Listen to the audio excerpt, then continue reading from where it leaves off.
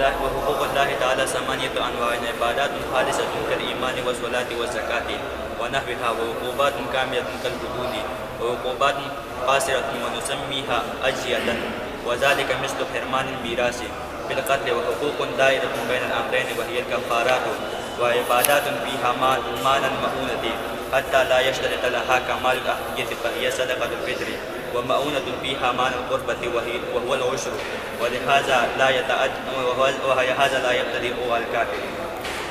لا يبتدأ على الكافر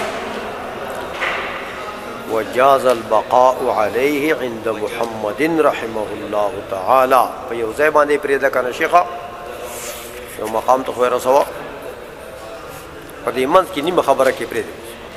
دې مطلب دا چې ته پوه شوی نه یې په مسله باندې. اچھا، اب یہ فرماتے ہیں کہ وہ حقوق اللہ تعالی ثمانیۃ. دیکھو میاں، وہ جو احکام کی 4 قسمیں تھیں، ان 4 قسموں میں پہلی قسم کیا تھی؟ حقوق اللہ تعالی خالصتاً.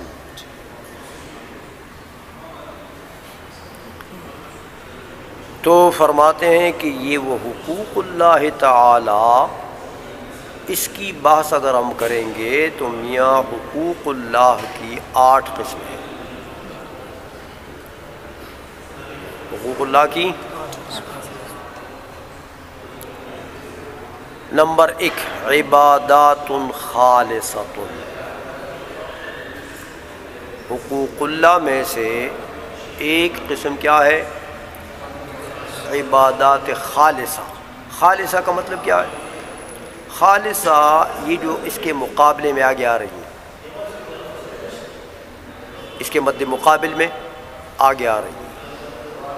خالصہ کے مقابلے میں ایک عقوبات آتی ہیں، ایک مؤونات آتی ہیں. یہ 2 چیزیں آگے آ رہی ہیں.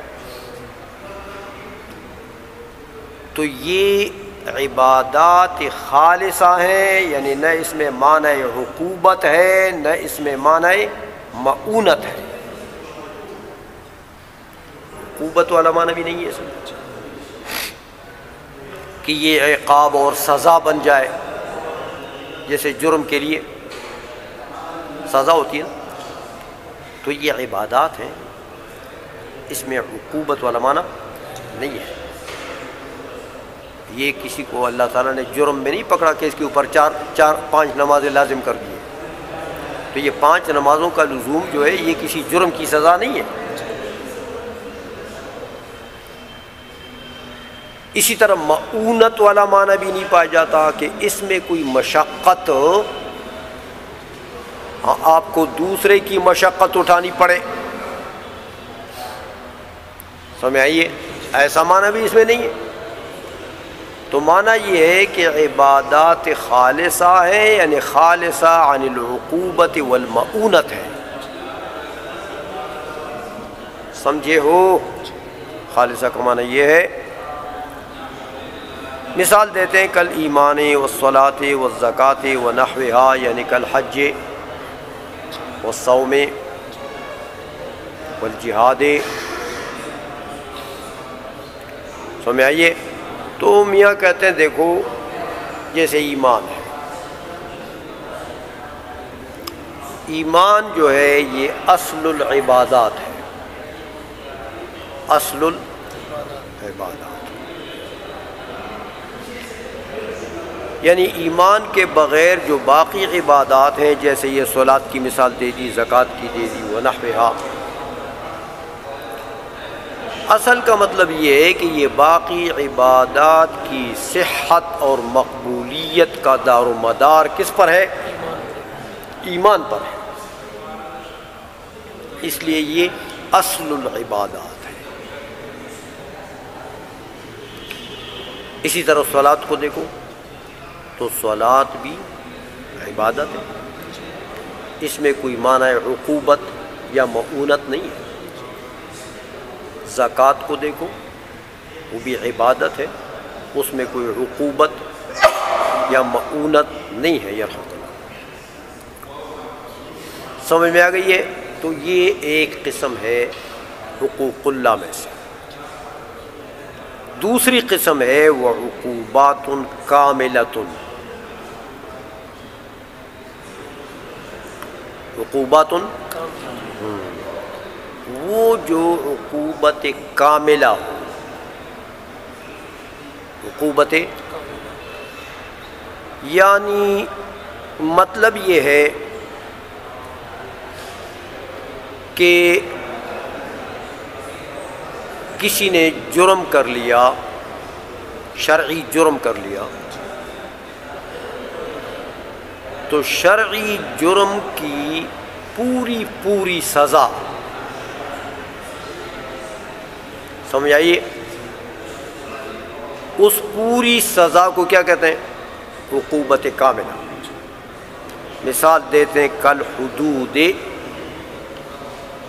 جیسے حدود ہے. دیکھو میاں، کسی نے چوری کر لی، اس کے اوپر اس کے لیے حد ہے کہ اس کا ہاتھ کاٹ دو. السارق والسارقۃ فاقطعوا ایدیہما. تو یہ قطع ید کیا ہے؟ عقوبت کاملہ. عقوبت کاملہ یعنی ایسا نہیں ہے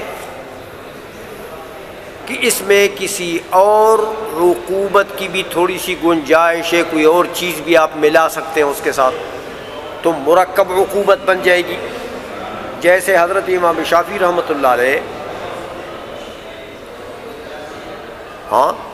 بعض صورتوں میں سزا دیتے ہیں تو کیا فرماتے ہیں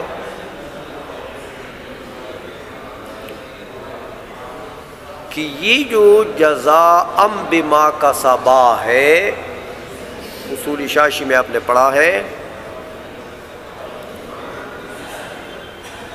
کہ ہمارا مطلب ہمارا مذہب تو یہ ہے کہ یہ جزاء کاملہ بما کسبا. یہ الزانیۃ والزانی فاجلدوا كل واحد منهما جزاء بما کسبا. تو یہ جلد جو ہے زانی اور زانیہ کے لیے یہ جزاء کاملا، یہ حد ہے، یہ عقوبت کاملہ ہے.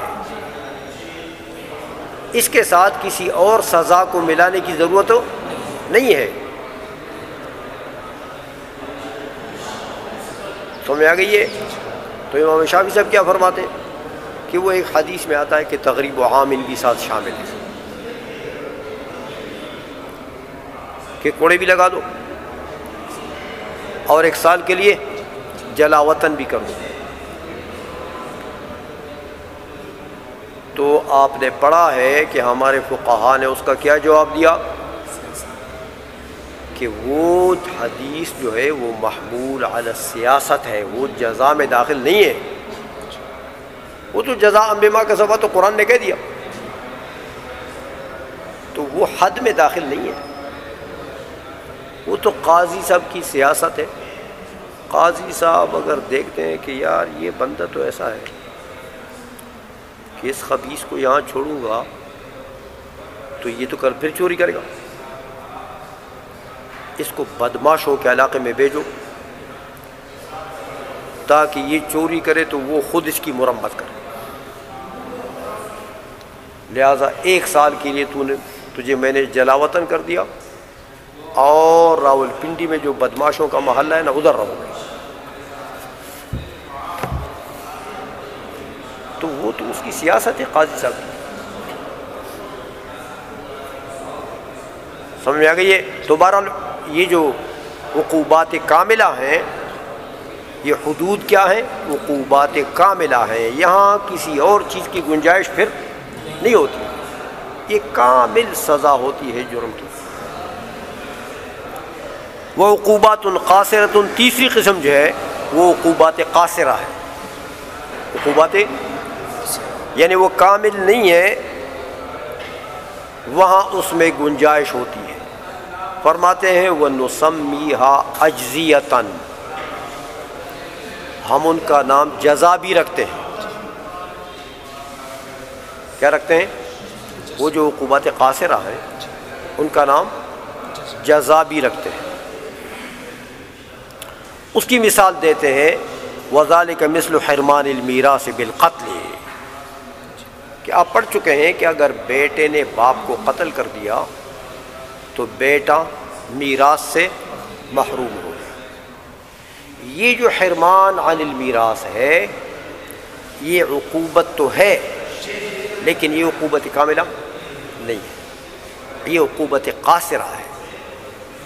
عقوبت اسی لیے قتل خطا کے ساتھ بھی یہ حرمان ہو جاتا ہے. قتل عمد میں تو ہو جاتا ہے، لیکن قتل خطا میں بھی اگر خطا ان قتل ہوا باپ بیٹے سے یا بیٹا باپ سے تو میراث سے حرمان ہو جائے گا. تو یہ اس کے لیے عقوبت کاملہ تو نہیں ہے. عقوبت کاملہ تو پھر یا دیت ہوگی، اگر قتل خطا ہے تو دیت ہوگی، قتل عمد ہے تو قصاص ہوگا. وہ تو حد ہے، حدود وہ ہیں. سمجھ آ گئی ہے؟ تو یہ تو میاں اس کے لیے عقوبت قاصرہ ہے، تھوڑی سی سزا ہے اس کی. اور وہ تھوڑی سزا کیا چیز ہے کہ بھئی میراث سے محروم ہو. آئی سمجھ میں؟ چوتھی قسم جو کہتے ہیں وہ حقوق دائرۃ بین الامرین. ہاں، بعض حقوق اللہ ایسے ہیں جن میں عبادت والا معنی بھی ہے اور عقوبت والا معنی بھی ہے. دائرۃ بین الامرین، تو امرین آگے کیا گزری؟ ایک عبادت اور ایک عقوبت. کہتے دونوں چیزیں ہیں اس میں. اس کی مثال دیتے ہیں وہی الکفارات. سمجھ میں آ گئی ہے؟ کفارات دیکھیں، کفارات میں عبادت والا معنی بھی ہے.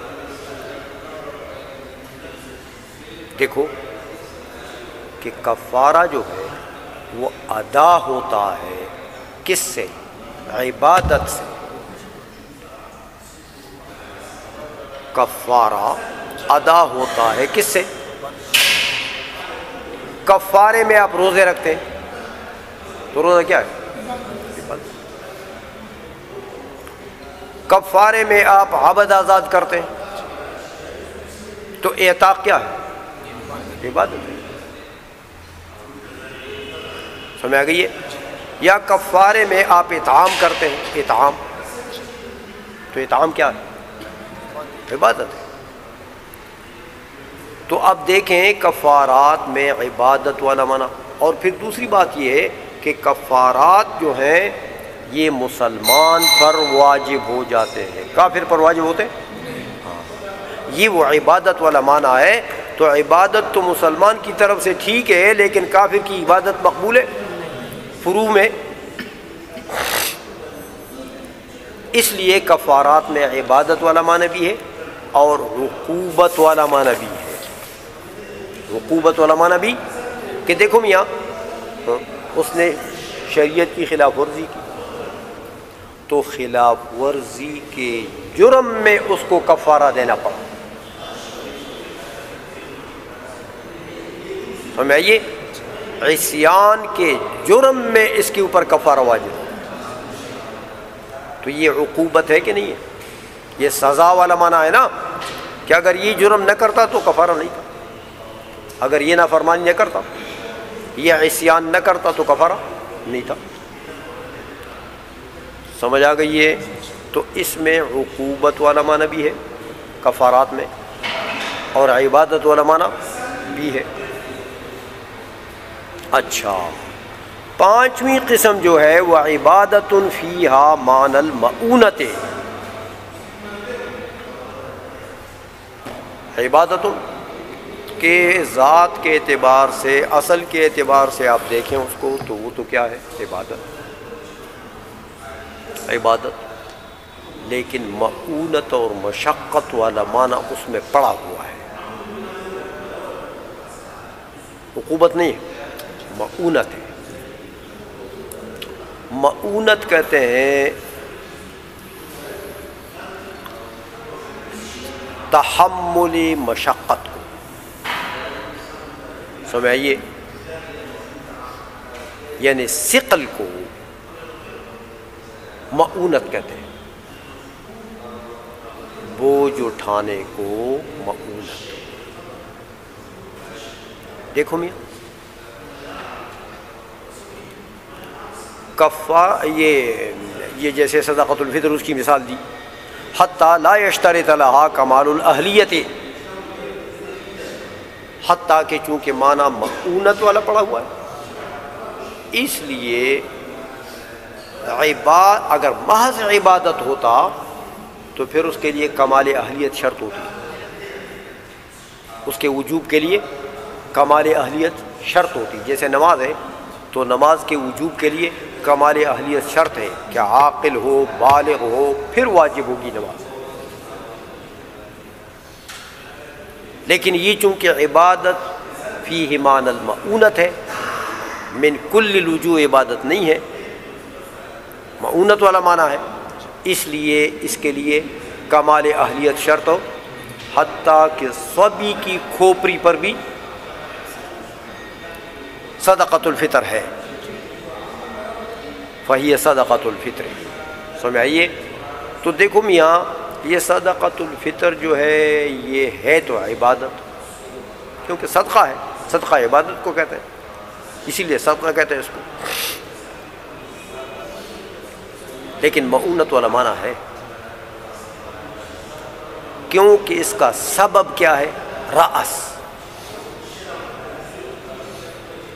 اس کا سبب کیا ہے؟ کھوپڑی۔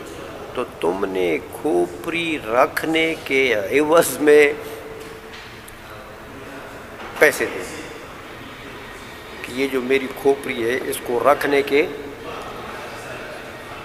اللہ اس کو سلامت رکھے، کھوپڑی کو، اس کھوپڑی کے عوض میں، یا چھوٹا بچہ ہے آپ کا تو اس کی کھوپڑی کے عوض میں آپ نے تو دوسرے کی مؤونت مشقت بھی آپ کو برداشت کرنی پڑے گی اور اپنی بھی برداشت کرنی پڑے گی۔ تو اس میں مؤونت اور مشقت والا معنی پایا جاتا ہے، حتیٰ کہ دوسروں کے بھی صدقۃ الفطر دینے پڑتے ہیں نا۔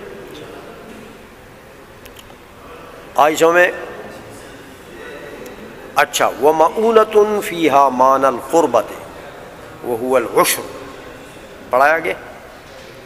ہاں یہ تھوڑا سا پڑھا۔ اچھا، وَمَؤُونَةٌ فِيهَا مَعْنَى الْقُرْبَةِ، ہے تو باعتبار ذات وہ چیز کیا؟ مشقت، مؤونت، لیکن عبادت والا معنی اس میں پایا جاتا ہے، قربت والا معنی یعنی عبادت والا معنی اس میں پایا جاتا ہے۔ جیسے عشر ہے، دیکھو عشر، میاں عشر جو ہے وہ عشری زمین کی زراعت کی وجہ سے اس کے اوپر عشر لازم ہو گیا، اور یہ مؤونت ہے۔ کس کی مؤونت آپ برداشت کر رہے ہیں؟ کس کا ثقل آپ برداشت کر رہے ہیں؟ اس زمین کو رکھنے کی، اس زمین کو اگر آپ عشر نہیں دیں گے بادشاہ اسلام کو تو بادشاہ اسلام آپ سے وہ زمین واپس لے لے گا۔ اس کو یہ اختیار ہے کہ تو جب عشر پر قابض ہو جائے، نہیں دیتا ہے تو پھر امیر المومنین کو یہ اختیار ہے کہ وہ زمین آپ سے لے لے، دوسرے کو دے۔ سمجھ میں آ گئی ہے؟ تو یہ آپ عشر جو دے رہے ہیں، یہ عشر کیا ہے؟ اس زمین کے رکھنے کی مؤونت ہے۔ یہ زمین اس وقت آپ کے پاس رہے گی جب تک آپ عشر دیں گے، ورنہ نہیں رہے گی۔ لیکن دیکھو میاں عبادت والا معنی بھی عشر میں پایا جاتا ہے. کیوں کہ عشر ابتداءً کس پر واجب ہوتا ہے؟ مسلمان پر. ابتداءً عشر کافر پر ذمی پر نہیں ہوتا. تو یہ کیوں کافر ذمی پر نہیں ہوتا؟ اس لیے کہ یہ عبادت ہے. تو کافر کی عبادت تو صحیح نہیں ہے. وهو العشر ولہذا لا يبتدأ علی الکافر. اور اسی وجہ سے ابتداءً عشر جو ہے وہ کافر کے اوپر واجب نہیں ہوتا. ہاں کہتے ہیں وہ جاز البقاء علیہ عند محمد رحمہ اللہ تعالی. بقاءً تو کافر پر ہو سکتا ہے. بقاءً کیسے؟ کہ جیسے دیکھو نا عشری زمین تھی, کافر نے خرید لی, تو اب کافر عشر ادا کرے. یا مسلمان تھا اس کے پاس عشری زمین تھی تو العیاذ باللہ وہ کافر ہو گیا, کافر ہو گیا.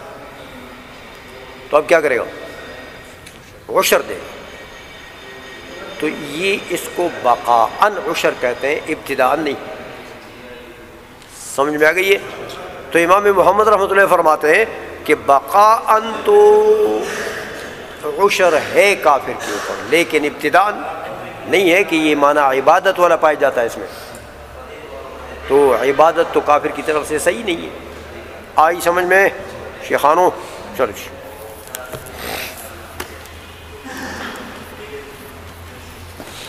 تھوڑا شیخانوں